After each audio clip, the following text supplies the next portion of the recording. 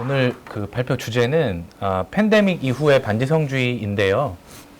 이 주제는 이제 제가 지금 하고 있는 연구 프로젝트와 관련해서 지금 제가 연구하고 있는 주제입니다. 과거에 제가 아도르노와 반지성주의의 문제에 관한 논문을 쓰기도 했는데, 그거는 이제 주로 이제 철학자 아도르노와 뭐 현대적인 반지성주의에 관련된 이제 그런 물음이었고, 지금은 이제 반지성주의를 다루는 계기는 이제 전체 프로젝트는 적대주의 정치입니다. 적대주의. 그러니까 한국에서 그 개인들 간의 미시적인 갈등과 적대와 분열이 이제 극에 달했다라는 이제 그런 판단 하에 이 갈등과 분열이 어떻게 정치화되는가, 이런 소재들이 주로 다뤄지고 있습니다. 저는 이제 반지성주의 파트를 맡았고요. 그리고 이제 오늘 발표는 그 중에서도 좀 팬데믹 이후에 좀 집중을 해보고자 합니다. 일단 철학적으로 보면 이제 우리가 이런 이야기들을 해볼 수 있을 것 같습니다. 스피노자라는 철학자가 신학 정치론에서 이런 말을 했습니다. 미신을 낳고 보존하고 키우는 것은 다름 아닌 공포다. 그러니까 스피노자 같은 경우에는 이 공포라고 하는 정념이 인간으로 하여금 얼마나 수동적으로 인간을 권위나 어떤 권력에 복종시키고 예속시키는가, 이런 부분이 관심이 많았고, 그것이 이제 스피노자의 철학의 어떤 에티카나 뭐 정치론을 관통하는 스피노자 철학 전체의 주제라고도 할 수 있는데요. 과연 인간의 이성이 그런 공포라는 정념 속에서 인간의 자발적인 예속을 극복할 수 있겠는가? 그걸 극복할 수 있어야 데카르트 일의 합리주의가 통할 수 있는데, 근데 현실에서는 그렇지 않다는 것이죠. 그래서 어떻게 보면 스피노자가 굉장히 이제 왜 사회적으로 반지성주의가 필연적으로 발생하는가를 어떻게 보면 굉장히 선구적으로 주장한 그런 철학자인 것 같습니다.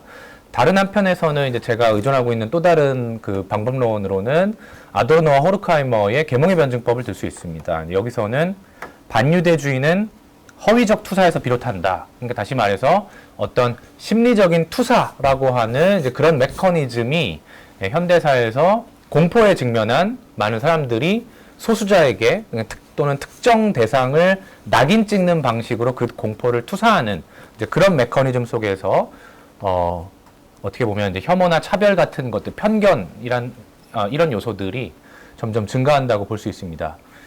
이런 관점에서 이제 저는 그 반지성주의의 문제를 다루려고 하고, 그 전에 먼저 이제 우리가 논해봐야 할 것이 바로 이러한 방식으로 어떤 그러니까 주체들이 특정한 공포, 그것도 굉장한 극단적인 공포에 직면했을 때 그 공포가 어떻게 해서 타자성에 대한 혐오나 차별로 이어지게 되는가, 또는 이제 공격적인 어떤 이제 그런 혐오 충동으로 이어지는가, 이런 문제가 제기가 됩니다. 특히 이제 코로나19 팬데믹 이후에 우리가 그런 현상들을 많이 목격을 했습니다. 우리는 이제 전염병의 공포라는 예외 상태에 직면을 한 것이죠. 그리고 이러한 상태에서 뭐 예컨대 이제 중국인이나 중국 국내 거주 조선족 동포들이나 아니면 우한 또는 이제 중국 내에서는 우한에 살고 있는 사람들, 나아가서 뭐 서구권에서는 이제 아시아 인종 전체에 대해서 그런 혐오나 이제 혐오 범죄 같은 것들이 생겨나는 것들을 우리가 목격을 했습니다. 그래서 공포의 정념에 휩싸인 주체에게 타자의 이질성이라고 하는 것은 마치 이제 눈에 보이지 않는 바이러스와 마찬가지로 우리의 공동체를 침투해서 그것을 오염시키고 전염시키고 감염시키면서 그것들이 확산되는 이제 그런 어떤 병균적인 존재로 보이게 되는 것이죠. 그래서 나의 불안을, 바이러스로 인한 나의 불안이나 공포를 잠재우기 위해서는 타자의 다름, 그것이 이제 그 자체를 극복해야 할 대상으로 간주되는 것이고, 마치 이제 나의 동일성을 훼손하는 존재로 규정되는 것이고, 그렇게 해서 공포가 일상이 되었듯이 혐오가 우리의 일상이 되었는데요. 그래서 일상이 된 혐오 같은 것들이 이제 우리의 현재 모습을 보여주고 있습니다. 2018년에 제주도에서 이제 무사증 제도를 이용해서 500명의 예멘인들이 난민 신청을 했고, 그 당시에도 상당히 많은 난민 반대 여론이 일어났고, 그러니까 70% 이상이 난민 수용에 반대를 했고, 그런데 왜 반대를 하느냐라고 하면 거기에는 어떠한 가짜 뉴스, 페이크 뉴스, 그러니까 조작된 진실이 작동을 합니다. 예를 들어서 무슬림 공동체는 뭐 아동 성폭력 게 대단히 관대하다. 뭐 스웨덴에서 무슬림 입국을 허용한 다음에 성폭력이 얼마만큼 급증했다라는 등등등의 가짜 뉴스들 이런 것들이 뉴미디어를 타고 전파되면서 굉장히 확산되는 이제 그런 현상을 우리가 목격을 했고, 뭐 그 외에도 코로나 초기에는 중국인 입국 금지 시위들이 있었죠. 2022년에는 이제 아프가니스탄에서 이제 그 탈레반이 다시 이제 아프가니스탄을 수복한 다음에 한국인 협력자들이라고 불렸던 그 아프가니스탄의 이 그 한국 협력자분들을 한국 정부가 이제 입국을 시켰죠. 그래서 그분들 자녀들이 이제 초등학교 입학을 해야 되는데 주민들이 그 아이들의 입학을 이제 반대하는 그런 시위를 벌입니다. 그래서 내 아이들이 무슬림들과 함께 학교를 다니게 할 수 없다라는 거죠. 그래서 그런데 그 초등학생 아이들이 그 시위를 직접 보고 이제 학교를 갈 수밖에 없는 상황입니다. 그러면 그 어린 아이들의 입장에서는 굉장한 그 상처가 될 수밖에 없죠. 그래서 울산 교육감이 직접 그 초등학교 아이들을 이 한국의 협력자라는 이름으로 한국에 들어온 이 난민 자녀들의 손을 잡고 직접 이제 학교에 등교하는 그런 일이 벌어지기도 했었죠. 또는 이제 뭐 그 외에도 성평등이 남성에 대한 역차별을 부추긴다는 여론이라든지 또는 장애인 시위를 고발한 서울교통공사라든지 아니면 이 최근에 GS25 광고 홍보물과 관련된 메갈 손가락 논란이나 아니면 국가대표 양궁선수 안산의 쇼컷 헤어 논란, 페미 논란 이런 것들에서 보면 어떤 나와 다름, 이질성, 타자성을 용인할 수 없는 이제 그런 어떤 일상이 된 혐오, 그리고 그 과정에서 나타나는 공포와 불안의 정서들이 어떻게 이 혐오로 증폭되는가, 이런 것들을 우리가 쉽게 목격을 할 수 있었던 것이고, 이러한 뭐 혐오의 원인은 뭐 다양합니다. 여기에 어떤 하나의 원인이나 그로 인한 어떤 결론을 제시하는 것은 불가능하지만, 제가 오늘 주장하고자 하는 것은 어떤 우리 시대의 반지성주의가 확산되는 이런 현상들이 이 혐오의 문제와 많은 부분 연결되어 있다는 것이고, 따라서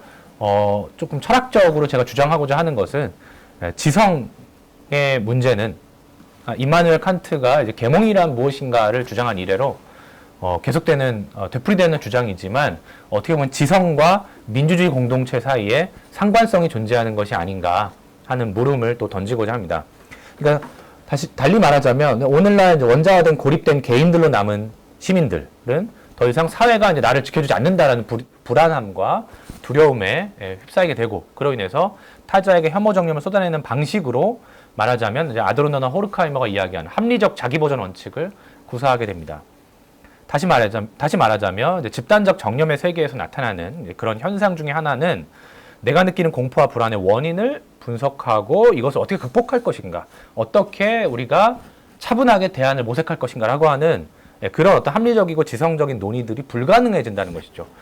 그리고 이러한 관점에서 어떤 공포라는 집단적인 정념의 출현이 합리적인 그에 대한 합리적인 대안 모색이나 소통을 불가능하게 만드는 현상, 그 와중에 출현하는 것이 이제 반지성주의와 그와 관련된 여러 가지 그런 아까도 얘기했던 페이크 뉴스라든지 그런 탈진실 시대의 요소들이 뉴미디어를 타고 이런 현상을 또 부추기는 것을 우리가 볼 수 있습니다. 그래서 반지성주의란 무엇인가라는 물음에서부터 출발해야 될 것 같은데요. 그러니까 이 반지성주의라는 개념은 아시다시피 그 리처드 호프스테터라고 하는 미국의 역사학자가 쓴 미국의 반지성주의라는 책으로부터 이제 굉장히 확산되기 시작합니다. 그래서 호프스테터만이 이 표현을 쓰는 건 아닙니다. 당시에 1950년대나 60년대에 이미 이 표현은 특히 이제 미국이나 서구 지성계에서 널리 확산되는데요. 그래서 아까 얘기했던 아도르노 같은 경우에도 호프스테터하고 직접 관련은 없지만 이 반지성주의라는 표현을 많이 씁니다. 그래서 그 당시에 메커시즘 현상이라든지 아니면 이제 특히 이제 파시즘 이후에 민주주의를 재건하는 과정에서 이 반지성주의라는 표현이 널리 확산되었고, 그 과정에서 이제 호프스테터의 저작이 커다란 영향을 행사하게 되는데요. 여기서 호프스테터는 반지성주의를 이렇게 정의 내립니다. 내가 반지성적이라고 일컫는 태도나 사고에 공통되는 감정은 정신적 삶과 그것을 대표한다고 여겨지는 사람들에 대한 분노와 의심이며, 또한 그러한 삶의 가치를 언제나 얕보려는, 그러니까 낮게 평가하려는 그러한 경향을 말한다. 그래서 이제 이런 반지성주의적인 태도의 전형적인 가정이 어떤 것이 있느냐? 그러니까 지식인에 대한 굉장한 그런 그 이미지들을 만들어내는 거죠. 지식인은 우쭐대고 뭐 젠체하며 나약하고 속물적이며 부도덕하고 위험하며 사회 파괴 분자의 공산이 크다. 근데 뭐 어느 정도는 또 맞는 말인 것 같기도 한데요. 실제로 또 지식인들이 많은 경우에 좀 이제 위선적이고 뭐 허위 의식에 가득 차 있고 이런 모습들도 이제 자기 반성적으로 필요한 것도 사실이죠. 그리고 그래서 이제 미국인들 같은 경우에는 지식인을 계란머리, 에그헤드 이렇게 불렀대요. 이렇게 깨지기 쉬운 아주 그런 어떤 나약한 사람들, 그런데 굉장히 잘난 척하는 사람들. 근데 그런 어떤 지식인에 대한 이제 공격적인 태도들이 어느 정도는 정당화되는 측면들도 있습니다. 실제로 이제 호프스테터는 반지성주의에는 정당한 대의가 포함되어 있다. 항상 이제 정당한 대의가 이 반지성주의의 원인이다라고 이야기합니다. 이게 뭐냐면 평등주의에 대한 의식입니다. 평등. 그러니까 모든 사람은 평등한데 그러면 지적으로도 모든 사람들이 평등해야 되는데 왜 저 지식인들은 이렇게 막 우리를 가르치려고 하고 왜 저렇게 우쭐대고 뭐 이런 태도를 취하느냐라는 거죠. 그래서 오늘날도 이제 마찬가지인데요. 그래서 반지성주의는 어떤 의미에서는 굉장히 이제 정당한 의도에서 출발하는 경우들도 많이 있어요. 그래서 평등주의적인 관념의 산물인 것이죠. 따라서 반지성주의를 비판하는 것이 상당히 굉장히 어려운 쟁점입니다. 실제로는. 그래서 호프스테터는 이제 이 평등주의라는 관념 자체를 공격하지 않으면서 그것이 야기할 수 있는 반지성주의를 도려내야 된다. 그래서 지성에 의한 뭐 외과 수술처럼 아주 정교하게 이 끈질기고 섬세한 방법으로 선의의 충동에 기생하는 반지성주의를 잘라내야 한다라고 주장을 합니다. 근데 이게 말처럼 쉽지는 않은 일이겠죠. 그리고 우리가 이제 반지성주의를 비판한다고 해서 그러면 이제 지식인이나 지성인을 완전히 다 이제 무결한 존재로 옹호해야 되는 것이냐, 그런 건 아니라는 생각을 합니다. 그러니까 왜냐하면 지식인들이 반지성주의를 초래하는 경우도 많이 있습니다. 우리가 조금 이따가 또 보겠지만 지식인 스스로가 반지성주의를 야기하는 경우들이 많이 있습니다. 그리고 이제 호프스테터도 그런 이야기를 해요. 지식에 대한 관심이 아무리 헌신적이고 진지하다고 할지라도 지식인이 모종의 제한된 선입견이나 완전히 외적인 목적에만 봉사하게 되면 광신이 지성을 삼켜버린다. 그래서 지식인이 오히려 이제 자기가 믿는 그 투철한 신념에 너무 충실한 나머지 오히려 진실을 왜곡하거나 지식인의 권위를 가지고 그걸 정당화해버리거나 이런 현상들도 나타납니다. 따라서 지성이나 지식인을 뭐 신성화하거나 뭐 그들을 무결의 존재를 바라보거나 이런 것들이 반지성주의에 대한 해답이 되는 것은 아닌 것 같습니다. 그래서 제가 제기하고자 하는 반지성주의의 진정한 문제는 반지성주의자들은 일단은 지식인을 공격하는 태도에서부터 출발하지만 그렇다고 해서 우리가 뭐 어떤 지식인을 무결한 존재로 바라본다라고 해서 이런 문제가 해결되는 게 아니라 문제는 이 지식인에 대한 증오가 지성 그 자체에 대한 분노로 이어진다는 것이죠. 그리고 이것은 지성적인 태도, 토론, 어떤 공적인 담론 이런 것들 전체에 대한 비난과 증오로 이어지기 때문에 결국은 이러한 반지성적인 태도가 민주주의 자체를 불가능하게 만든다라는 것이 이제 제가 제기하고자 하는 물음입니다.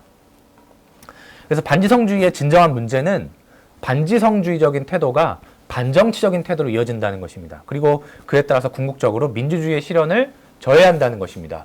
왜냐하면 반지성주의 확산은 민주주의 정치의 가능 조건인 시민적 지성의 출현, 그러니까 다시 말해서 데모스, 우리가 민주주의의 주체라고 말할 수 있는 민중 혹은 데모스로 일컬어지는 사람들이, 즉 민주주의의 주체가 되어야 할 존재들이 오히려 반지성적인 태도에 빠지게 됨에 따라서 어떻게 그 사회에 필요한 정치적 담론의 의제를 결정할 것인가 등등과 관련된 합리적인 수기 과정을 참여하는데 방해가 되는 그런 현상들이 나타나고 그에 따라서 자기 통치로서의 정치가 아니라 오히려 지배나 권위에 종속되는 그런 논리를 공고화한다는 것입니다.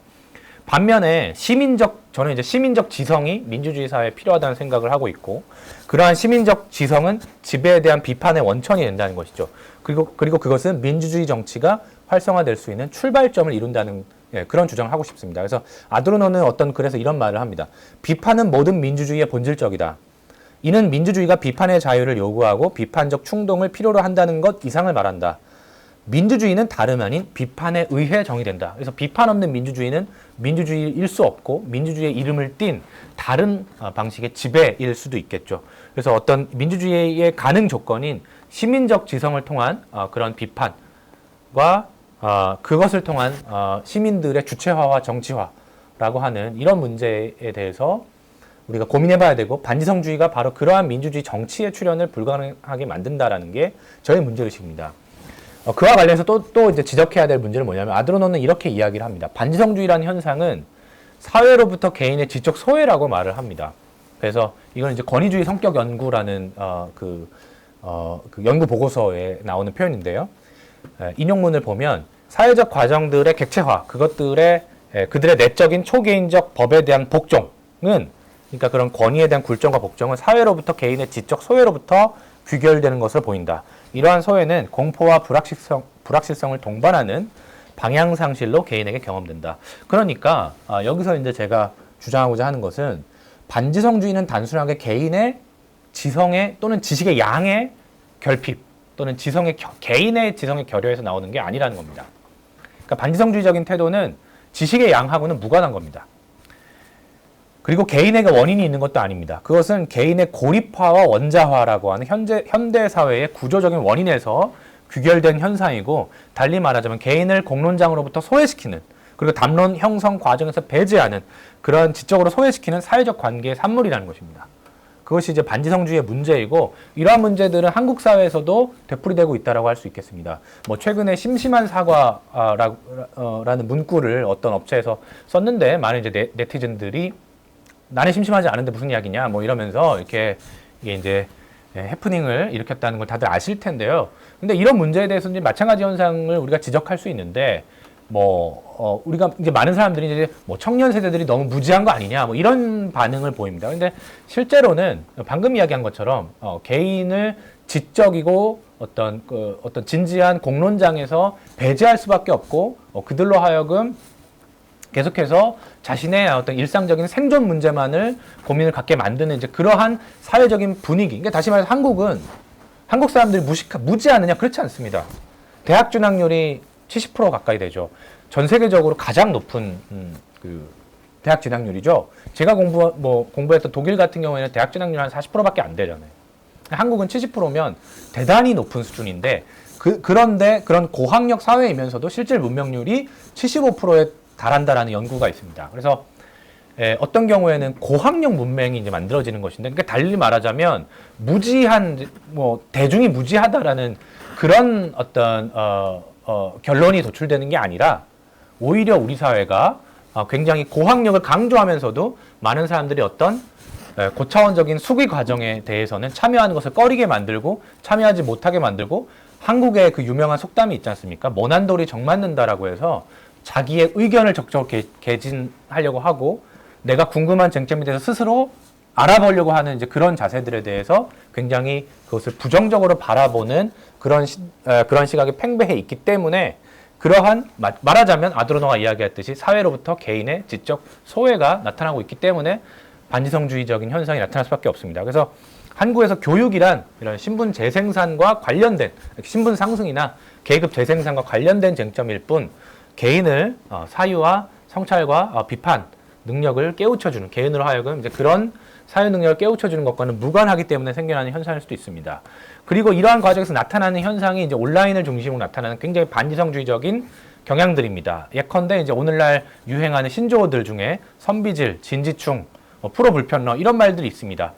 주로 이제 이런 말들은 선비처럼 진지하게 어떤 불편한 문제를 제기하는 태도를 싸잡아서 비난하는 거죠. 그래서 나를 가르치려고 하지 마라라고 하는 이제 그런 태도에서 전형적으로 묻어나는데요. 어떤 진지한 이야기를 하거나 아니면 어떤 당신의 발언에 어떤 소수자에 대한 굉장히 멸시나 혐오가 들어있다라고 누군가 지적을 하면, 왜 나를 가르치려고 하냐? 왜 나한테 당신 진지충이냐? 왜 어디서 감히 선비질이냐라고 하는 이런 이제 댓글이 달리는데요. 진지충이라고 하는 건 이제 진지함이 벌레가 된다는 거죠. 이제 그런 사회에서는 비판적인 문제 제기나 자기 성찰과 같은 이제 그런 진지함의 요소들이 배격될 수밖에 없겠죠. 그래서 반지성주의의 문제는 단지 무엇인가에 대해서 알지 못하는 상태에 있는 것은 아닙니다. 그러니까 예컨대 심심한 사과, 그걸 모르는 거는 사실 제가 봤을 때는 아무런 문제도 되지 않습니다. 심심한이라고 하는 단어가 어떤 뜻인지를, 그 어려운 한자를 우리가 일상적으로 잘 사용하지도 않는 그 문구를 모르는 것 자체는 그거는 아무런 문제도 되지 않는다고 저는 생각을 하는데, 한국 사회의 반지성주의적인 태도의 가장 큰 문제는 나를 가르치려고 하지 말라라는 태도, 즉 적극적으로 알기를 거부하는 태도에 있습니다. 그런데 아까 호프스테터 하면서도 잠깐 나왔지만, 그런 태도에는 어느 정도는 정당화될 수 있는 태도들이 포함되어 있어요. 이게 반권위주의의 표현이거든요. 나를 가르치려고 하지 마라. 왜 당신이 뭔데? 당신과 나는 평등한 존재인데 왜 나를 가르치려고 하느냐? 여기에는 반권위적인 어떤 그런 평등주의에서 비롯하는 반지성주의가 부분적으로는 그런 반권위주의나 평등주의라는 전제에서 출발한다는 것입니다. 그래서 이런 관점은 평등주의라는 정당한 대의에서 비롯하기 때문에 비판하는 것도 쉽지가 않은데요. 그런데 이제 문제는 뭐냐면 이런 태도, 적극적으로 알려고 하는 것을 거부하는 이런 태도는 동시에 첫째로는 알고 싶지 않은 삶에 대해서, 내가 알려고 하지 그러니까 내가 필요로 하지 않는, 내가 알려고 하지 않는 삶에 대해서, 그런 지식에 대해서 그것을 차단함으로 인해서 토론을 거부하는 태도로 이뤄지게 되는 거죠. 그러니까 내 발언에서 예컨대 어떤 소수자에 대한 어떤 혐오 표현이 들어있었다면 내가 그것을 부지불식간에 표현을 했을 수 있고 누군가 지적을 했을 때 왜 내가 그것을 받아들이지 않느냐?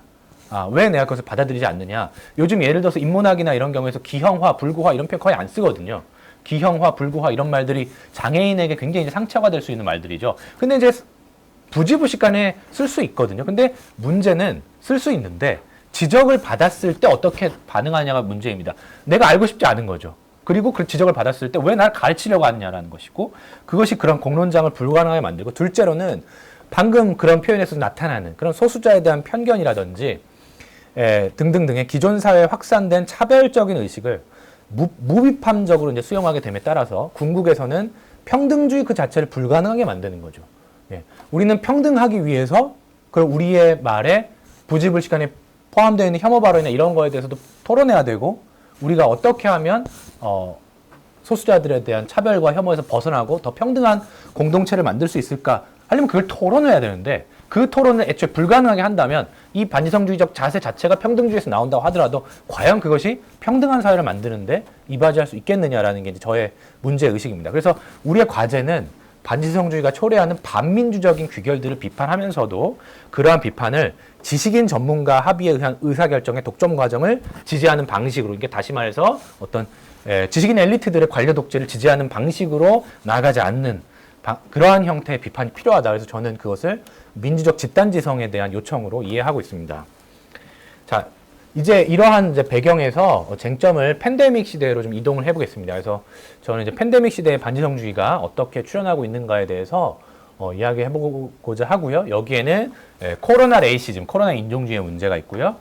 그 다음에 그것과 관련된 낙인 찍기 현상이 있습니다. 그리고 마지막으로 백신 음모론에 대해서도 간단하게 확인을 해보려고 합니다.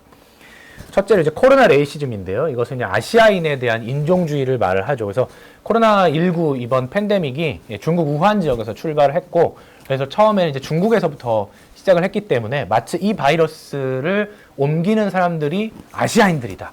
이 바이러스는 아시아인들 때문에 생겼다. 특히 이제 중국인 때문에 생겼다. 라고 하는 이제 그런 의식이, 그러한 이데올로기가 확산되면서 아시아인에 대한 인종주의와 인종주의적인 범죄들이 그 미국이나 서구 사회에서 급격하게 늘어나게 되는데, 그 대표적인 사례가 2021년 그 3월이라고 적었는데 제 기억이 맞다면 9월인 것 같은데요. 이제 정확하게 제가 잘못 적은 것 같은데, 어쨌거나 이 아틀란타에서 있었던 스파 시설 총격 사건입니다. 당시의 범인은 이 애틀랜타 지역에 있는 스파 시설, 그러니까 온천 시설이죠. 여기를 이제 총기 난사를 해서 총 8명이 사망을 했고, 그 중에 6명이 아시아계입니다. 그리고 그 중에 4명이 한국인입니다. 한국계입니다. 그래서 이것을 어떻게 볼 것인가라고 했을 때 시당국은 이거는 인종주의하고는 무관한 거다 이렇게 발표를 해요. 당시 경찰에서는. 그런데 많은 사람들은 그것이 그 범인이 뭐 섹스 중독이었다, 뭐 이런 범인 개인의 일탈로 사건을 분석을 하는데, 여기에는 지금 이 피켓을 든 사람의 구호에도 나와 있지만 어떻게 보면 성차별주의와 레이시즘, 인종차별주의가 혼재되어 있는 것 같습니다. 이 범죄에는. 그러니까 이 스파 시설에 주로 이제 안마나 이런 서비스업을 하는 여성들을 노린 것이고, 여기에는 어떤 성차별주의와 특히 이제 아시아계를 노렸다라는 점에서 인종주의가 섞여 있는 것 같고, 이러한 범죄 외에도 2022년 1월 중국계 여성 미셸 고가 이제 지하철역에서 선로로 누군가에 의해서 그냥 선로에 던져진 거예요. 그래서 전철을 기다리고 있다가 플랫폼에 떨어진 거죠. 누가 밀어서. 그래서 이제 사망을 했고, 2월에는 한국계 여성 크리스티나 유나 리가 이제 뉴욕에서 집까지 쫓아온 어떤 남성에 의해서 흉기로 살인이 됩니다. 그래서 이 남성이 계속해서 이 여성이 어디 사는지를 확인하고 하고, 그래서 이 여성이 자기 집에 가서 이제 문을 잠그려고 하는데 뒤쫓아가서 그 집까지 들어가서 이제 남성이 살해를 했죠. 그래서 캘리포니아계 아시아를 노린, 캘리포니아는 이제 아시아계가 많이 사는 지역이죠.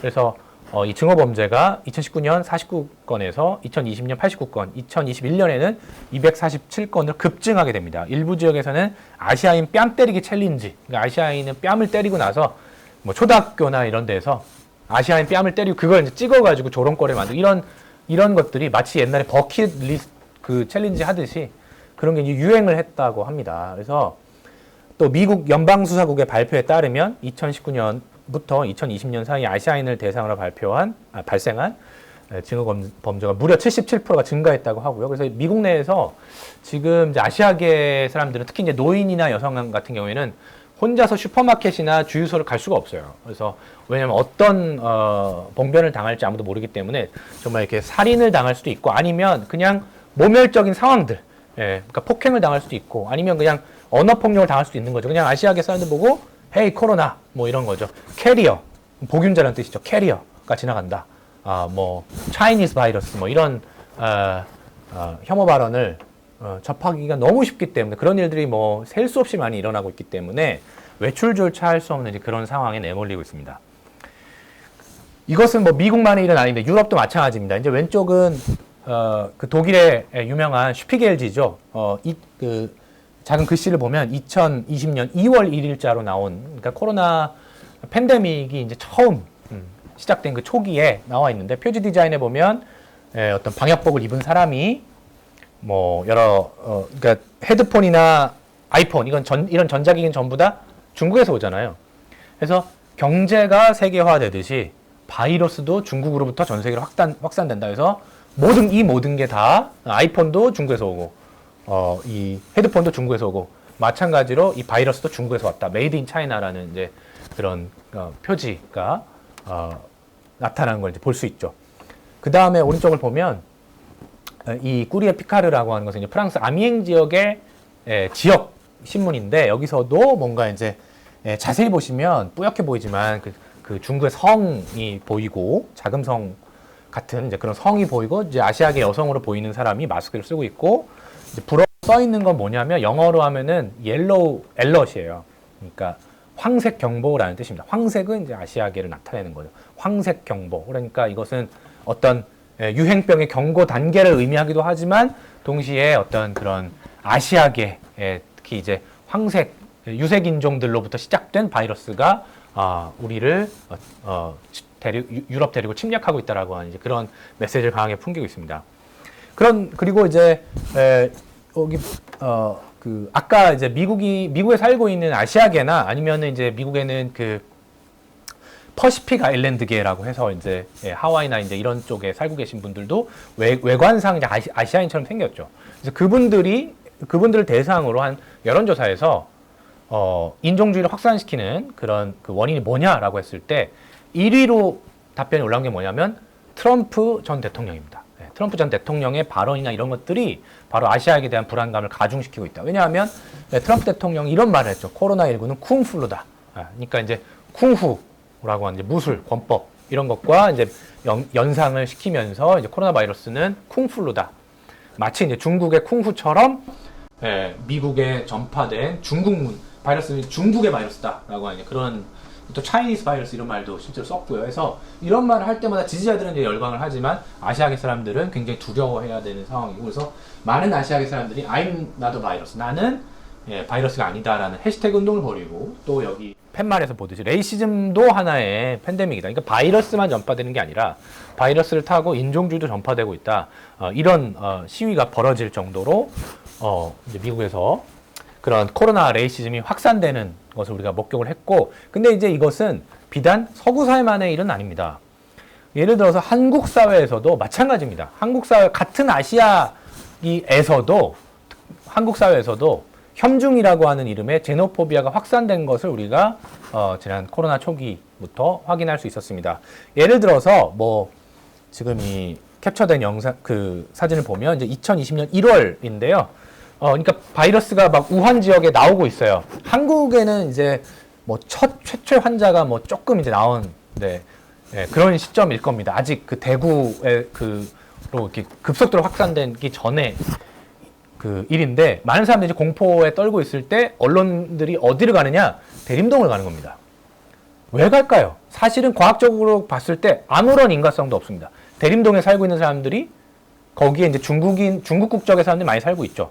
그 사람들이 최근에 중국에 간 적이 있는지 없는지 아무도 모르는 거고 그분들은 그냥 한국에 이제 오랫동안 살고 있는 사람들인데 그러니까 국적이나 혈통만 중국이지 실제로 이 바이러스하고는 아무런 관계도 없는데 가서 이제 대림동 지역에 가서 봤더니 뭐 엄청 불결하더라 이런 뉴스들이 조작되고 나아가서 그래서 보이콧 차이나 그러니까 중국을 반대한다 노 차이나 이런 로고가 널리 퍼지기도 하는 것이죠.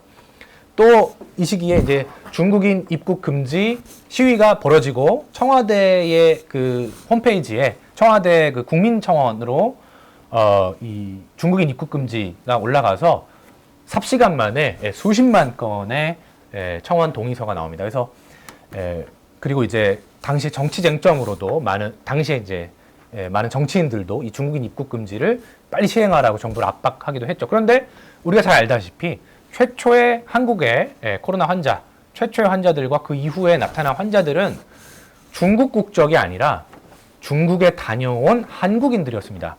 사실은 중국인을 입국 금지하는 것과 코로나 바이러스의 확산을 차단하는 것은 많은 전문가들도 WHO를 비롯해서 많은 의사들이나 전문가들이 중국 자체를 국경을 폐쇄하는 것은 중국인들을 못 들어오게 하는 것은 방역에 커다란 효과를 미치지 못한다라고 많은 전문가들이 조언을 하고 있음에도 불구하고 이 여론은 삽시간에 퍼지게 됩니다. 그리고 당시에 이런 영향을 미치게 된 이런 여론을 형성하는 데 영향을 미친 것 중에 하나가 마찬가지로 가짜 뉴스입니다. 가짜 뉴스입니다. 어떤 거냐? 대표적으로 중국인 어떤 여성이 박쥐를 막 뜯어먹는 영상이 있어요. 삶아가지고 뜯어먹는 영상. 그런데 그 영상에 등장하는 그 장면은 실제로는 중국에서 촬영된 게 아니라 남태평양 어디 관광지에서 촬영된 거예요. 그래서 중국하고는 직접적으로 그게 중국에서 촬영된 영상도 아닙니다. 그런데 삽시간에 바로 이렇게 박쥐를 먹는 중국인이라고 하는 영상들이 굉장히 이제 클릭 수를 자극하는 영상들이 나오고 그 많은 사람들이 그런 걸 보고 역시 뭔가 중국인들의 어떤 식습관이나 그들의 어떤 불결한 어떤 미개한 모습들이 바이러스의 원인이다라는 그런 편견을 갖게 되죠. 그렇기 때문에 말하자면 이런 혐중 그리고 제노포비아에 가까운 이런 현상들이 나타나게 됩니다. 그 이후에도 이 방역 정책이 전개되는 과정에서 소수자에 대한 낙인 찍기가 계속됩니다. 그 이후에 예를 들어서 2020년 중반에 가면 이태원의 클럽에서 이제 마스크를 쓰지 않고 많은 사람들이 술을 마시고 춤을 추고 하다가 집단 감염 사례가 나옵니다. 그런데 이 이태원에 있었던 이 클럽이 동성애자들이 많이 가는 게이 클럽이었던 것이죠. 그리고 이 클럽이 게이 클럽이었다라는 사실을 이제 모 언론사가 최초로 폭로합니다. 그리고 나서는 이 클럽에 갔던 사람들은 동성애자라고 하는 어떤 강제로 커밍아웃이 되는 겁니다. 커밍아우팅을 당하게 되는 겁니다. 본인의 의지와 무관하게. 그리고 커밍아웃을 당하게 되면 특히 이제 동성애나 이런 문제에 대해서 굉장히 보수적인 한국 사회에서 어떤 불이익을 당할지 모르는 거죠. 그러다 보니까 이 클럽에 갔던 사람들도 자기 동선을 숨깁니다. 내가 그 클럽에 갔다는 사실을 숨기게 됩니다. 그렇게 되니까 오히려 여론이 더 그 클럽에 갔던 성소수자들을 더 증오하게 되는 그런 악순환이 펼쳐지면서 이 여러 가지 당시에 이제 이태원 이 클럽 사건을 통해서 마찬가지로 소수자 인권의 문제가 제기됐는데요. 그 당시에도 이제 언론들은 똑같이 그런 어떤 자극적인 보도를 합니다. 이태원 씨였고 불금에도 불 꺼져. 불금에도 불 끄고 여기 이제 기사를 보면 그 이태원 클럽 주변에 뭐 이 클럽에 갔던 사람들이 마스크를 벗고 담배를 피고 침을 뱉고 뭐 막 이렇게 놀고 있다 이런 거를 이제 막 자세하게 적습니다.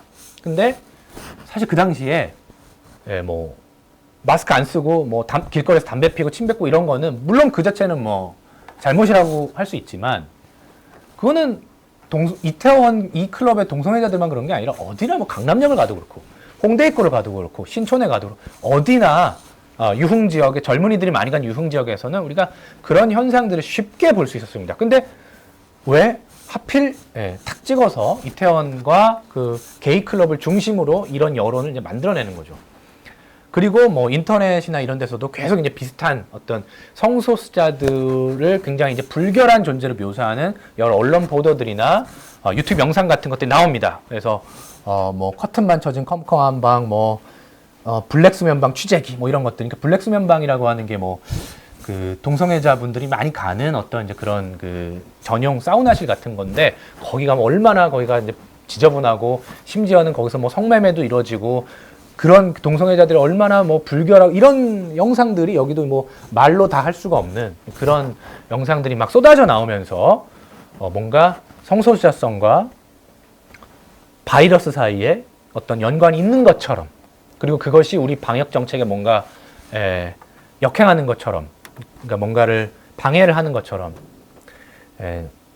가짜 뉴스들이 쏟아져 나오게 되고 가짜 뉴스들이 이렇게 쏟아져 나올 때 우리가 이런 문제들에 대해서 반지성주의적인 태도가 확산되는 상황에서는 여기에 대한 제대로 된 검증과 토론이 불가능하게 됩니다. 이 사건에서 보듯이 이태원 클럽 감염자들, 뭐 언론과 강제 아우팅 이후에 이제 성소수자 코로나 바이러스 연관성을 빌미로 해서 성소수자들에 대한 편견이 이제 강화가 되고 또 감염이 되면 강제로 아우팅이 되는 거죠. 즉 그러면 불이익을 받기가 쉬우니까 동선 공개를 거부하는 사람이 증가하고 그래서 동선 공개를 거부하니까 또 국민 여론도 더 안 좋아지고 이런 악순환이 생겨나고 결국 이것은 성소수자의 인권에 대한 고려가 없었던 방역 당국과 언론이 만들어낸 문제라고 정리해 볼 수 있을 것 같습니다. 어쨌거나 이러한 문제에서도 우리는 아까 이야기했던 대로 공포와 타자성이라고 하는 주제가 어떻게 이 팬데믹의 시기에 나타나는지를 알 수 있습니다. 전염병으로 인한 공포는 사실 이번엔 처음은 아니죠. 이것은 언제나 인류 역사에서 계속해서 등장했고 이것은 언제나 타자에게 이 공포를 투사시키는 방식으로 나타나서 혐오로 전화되는 이런 현상들이 역사적으로 나타났습니다. 흑사병에서도 마찬가지입니다. 거린, 유태인, 한센병 환자 이들에 대한 그런 공격들이 나타나고 외국인 혐오도 확산이 되는데요.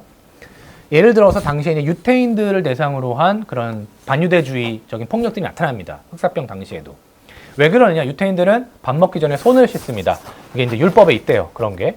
그래서 이제 그 감염이 덜 된 건데 이 사람들이 감염이 덜 되니까 유럽인들이 보기에는 너희들이 이 병을 만들어낸 거 아니냐라고 해서 그런 그 유태인 반유대주의 폭력이 나타나고요. 심지어는 마녀 사냥 같은 것들이 나오죠. 그러니까 악마 너희 마녀들이 뭐 흑마술을 부려서 이런 바이러스가 창궐한 거 아니냐라고 하는 이런 방식의 히스테리한 반응들이 나타나게 되죠. 2015년에 메르스 바이러스가 이렇게 퍼지게 됐을 때, 뭐 최초 확진자가 홍콩에서 뭐 격리를 거부하고 뭐 등등등 말하자면 인터넷상으로 이제 김치녀라는 말이 그 당시 많이 유행을 하게 되는데 역시 한국 여성들은 김치녀들이고 걔들이 홍콩까지 가서 저렇게 막 격리도 거부하고 뭐 이랬다라고 하는 뉴스들이 삽시간에 가짜 뉴스들이 퍼지게 됩니다. 그러면서 이제 여성 혐오 댓글들이 계속해서 이제 확산이 되고 여기에 이제 분노한 일부 여성 네티즌들이 소위 이제 메갈리아 사이트를 만들게 되는 그런 계기가 되기도 했었죠.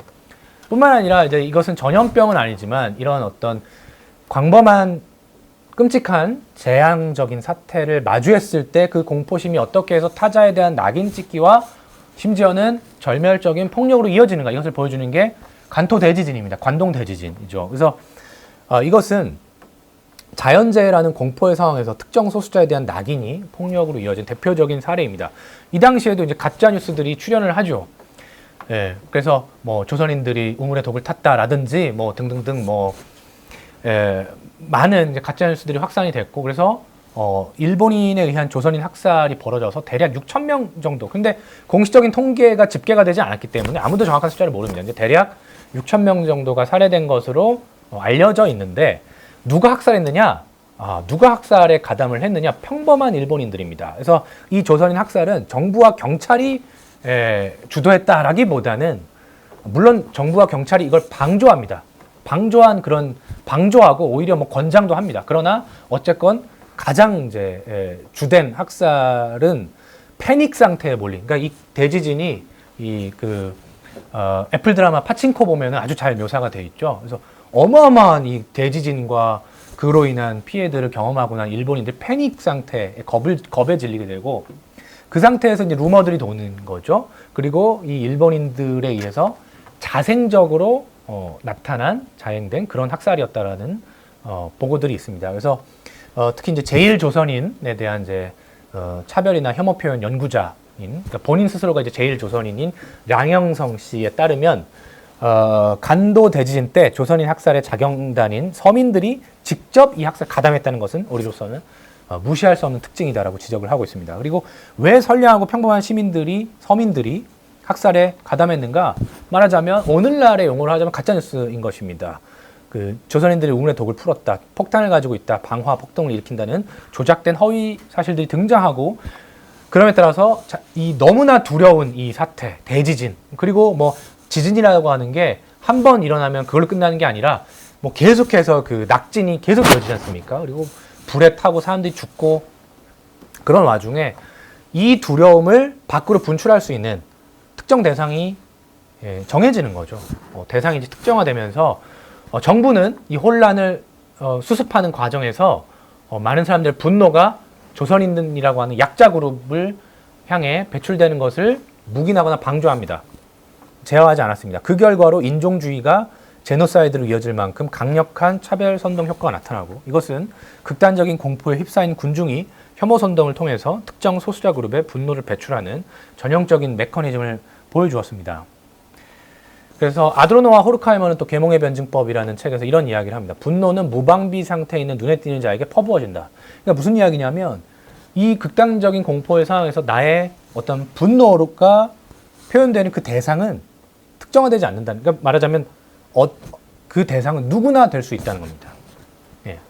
관동 대지진 때는 조선인들이 그렇게 그 희생자가 되었던 것이고 또 나치즘 치하의 독일에서는 이제 유태인이 그 대상이 된 것이지만 그것은 유태인, 제1조선인뿐만 아니라 누구나 그런 피해자가 될 수 있는 것입니다. 말하자면 미국 안에서는 중국인이 아니냐가 중요한 게 아니라 모든 아시아계가 다 타겟이 되고 한국에서는 최근에 우한이나 중국에 다녀온 적이 있느냐 없느냐와 무관하게 모든 중국 국적을 가진 사람들이 조선족 동포들조차도 그런 희생양이 되듯이 극단적 상황, 공포의 상황에서는 누구나 혐오의 희생제물이 될 수 있습니다. 그리고 코로나 팬데믹 이후에 미국 등 서구 국가들에서 아시아계 주민들 대상으로 또 한국에서는 중국인들 대상으로 확산된 이 코로나 레이시즘, 코로나 인종주의는 이와 같이 거짓 정보와 공포심이 결합되었을 때 얼마나 이 공포의 정서가 커다란 혐오와 폭력으로 이어지는지를 증명하는 것 같습니다. 나아가서 이 코로나 시국에 나왔던 또 다른 지금까지도 이어지고 있는 반지성주의 사례를 또 소개해 보고자 합니다. 그것은 백신 음모론인데요. 우리는 이제 코로나19 유행 초기부터 예를 들면 이제 어떤 교회에서 신자들에게 소금물을 먹으면 이게 낫는다 해가지고 신자들에게 소금물 스프레이를 뿌렸죠. 이제 그런 사례, 그래서 이제 집단 확산이 나왔죠. 이제 그런 사례나 아니면 트럼프 전 대통령이 표백제를 치료제로 명명하거나 아니면 트럼프가 클로로퀸이라고 하는 어떤 특정한 이제 약품이 이게 치료제가 된다 이런 거짓 뉴스를 흘리는데 이걸 실제로 믿은 미국의 남녀가 그걸 복용하고 사망합니다. 이런 일들이 계속 일어나요. 그러니까 초반부터 우리가 이제 존재한 적이 없는 바이러스, 그래서 치료약이나 백신이 없는 바이러스가 이제 나왔기 때문에 모두가 두려워할 수밖에 없었고 그런 상황에서 이제 확인되지 않는 사실들이 떠돌고 그런 것들이 영향을 미쳤던 것이죠. 이런 사례들은 초기부터 존재를 했고 그래서 이제 이때 그 전염병, 엔데믹하고 인포메이션을 합쳐서 인포데믹이라고 하는 신조어가 나옵니다. 이게 뭐냐면 그 전염병의 확산을 타고 거짓 정보들도 이 바이러스를 다 확산된다는 거예요. 그래서 실제로 WHO 세계보건기구 사무총장 거브러예서스도 이런 말을 합니다. 우리는 단순하게 전염병 엔데믹과 싸우는 게 아니라 인포데믹과 싸우고 있다. 그리고 이 인포데믹하고 싸워야 되는 이유는 무엇인가? 바로 그런 잘못된 정보들이 바이러스의 차단을 막고 있기 때문입니다. 바이러스의 차단을 불가능하게 만들기 때문이죠. 여기에는 그리고 이제 이 대표적인 사례가 지금까지 이어지고 있는 백신 음모론입니다. 여기에는 좌파 버전도 있고 우파 버전이 있어요.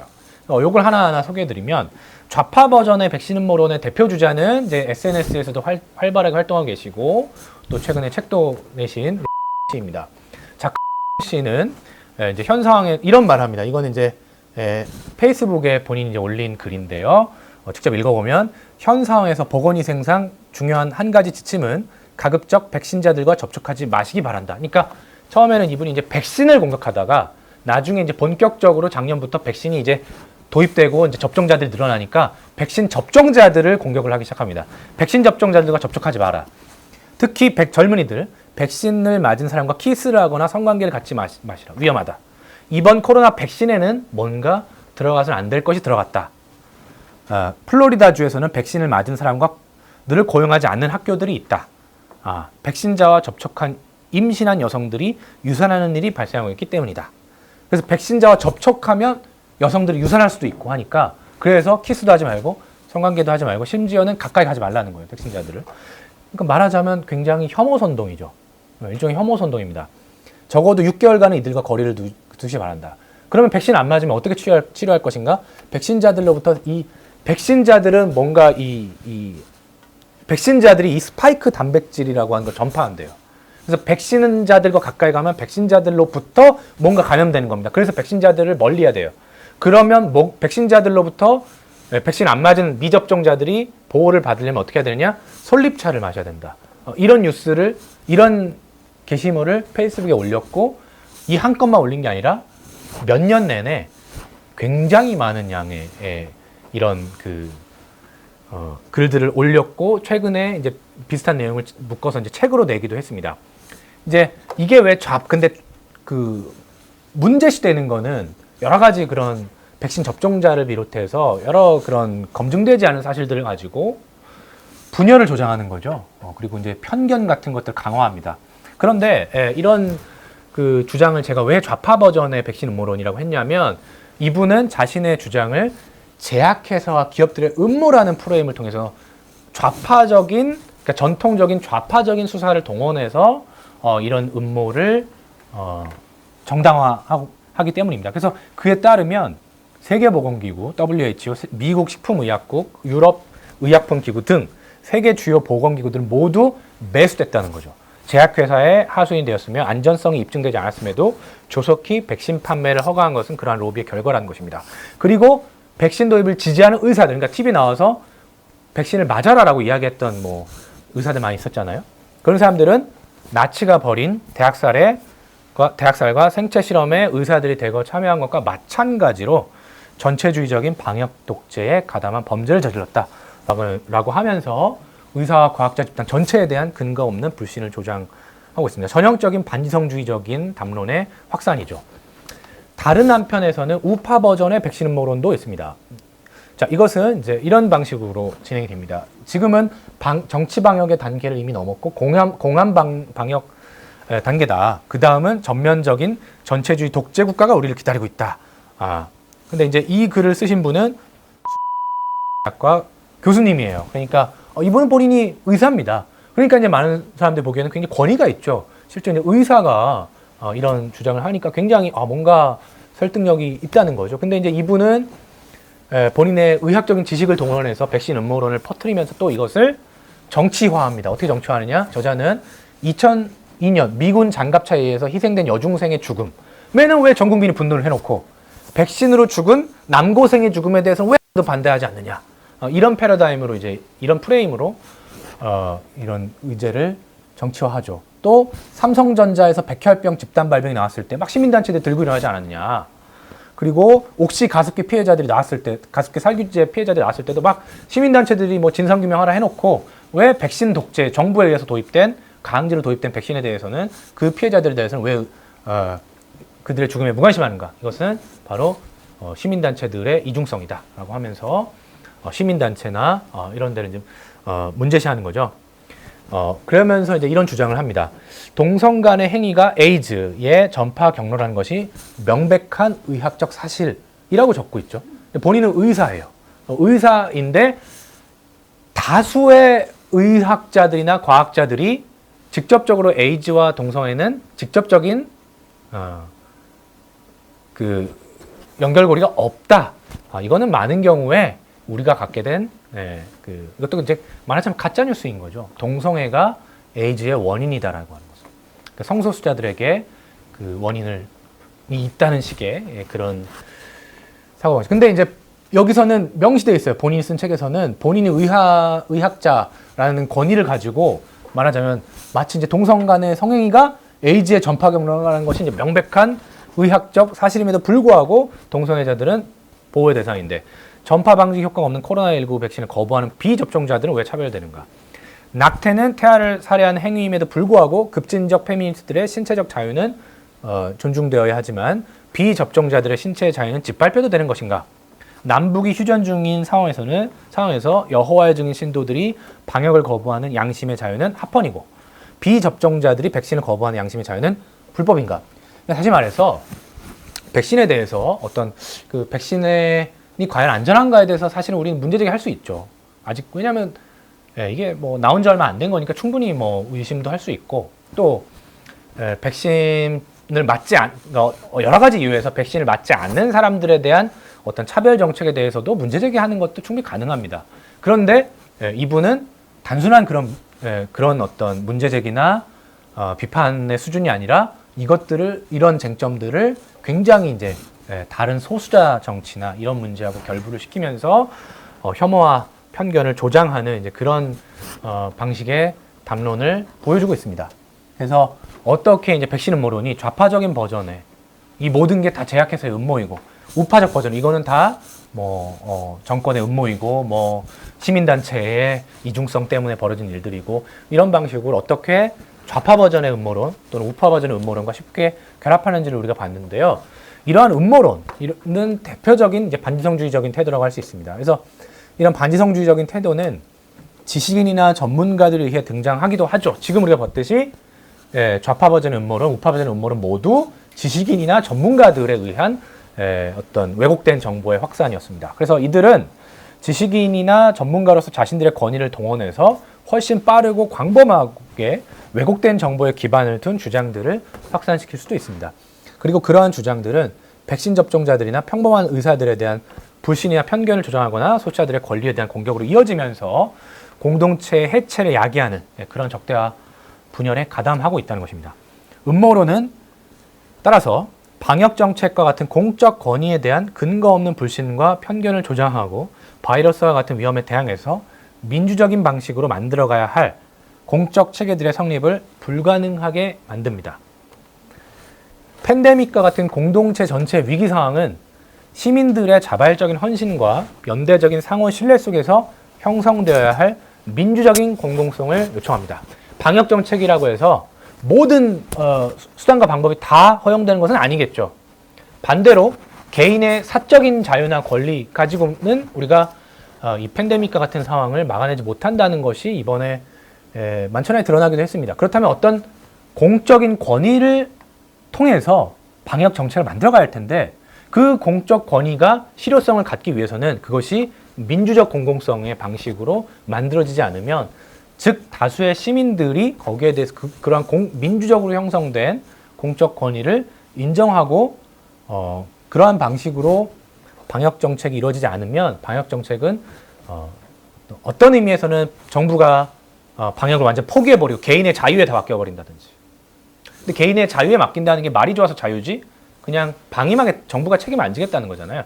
근데 다른 방식으로는 굉장히 또 이제 예를 들어서 뭐 중국에서의 상해 봉쇄라든지 또 과도한 어떤 그런 그 국가 권력의 남용으로 이어질 수도 있습니다. 근데 어느 정도 수준에서 어떤 방식으로 방역 정책을 만들어갈 것인가라고 하는 것은 민주적인 방식으로 시민들의 상호 토론 속에 만들어가야 한다는 것이죠.